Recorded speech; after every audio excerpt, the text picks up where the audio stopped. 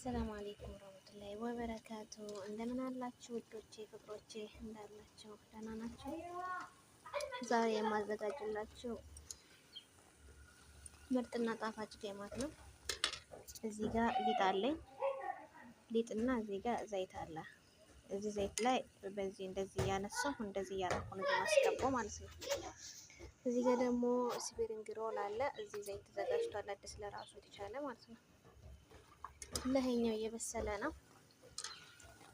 ረመዳን ሙባረክ ብያለሁ። እንደዚህ የሚያምር እና የሚጣፍጥ ጌማት በዱቄት ቤት ውስጥ ነው የተዘጋጀው። በጣም ነው የሚጣፍጠው። አሰራሩን ሙሉውን እለቅላችኋለሁ ኢንሻአላህ። እና ዘይቱ ሞቋል፣ በደንብ ሞቆ ነው የጨመርኩት።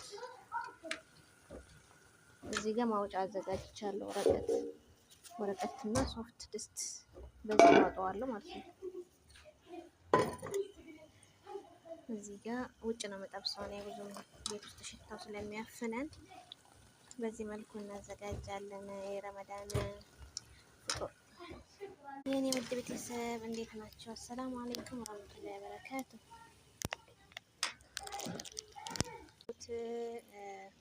ባለፈው የሰራሁት ስፒሪንግ ሮል የጠቀለልኩት ታስታውሳላችሁ?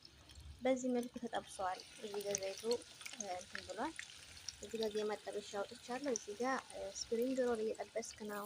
ስፒሪንግ ሮሉ ከተጠበሰ በኋላ ወንፊት በሆነ ብረት ነገር እንዲህ ስናደርገው ጂቡን የተቃጠለው ወደ ታች መውረድ ኃይል አለው። አይ እንዴት እንደወረደ ይወርዳል፣ የተወሰነ እንትን ስለምን ማለት ነው። በዚህ መልኩ የሚጣፍጥና ከሽከሽ ያለ ተዘጋጅቷል። ባለፈው ጠቅልዬ ነበር ያሳያችሁ። አሁን ደግሞ ጠብሼ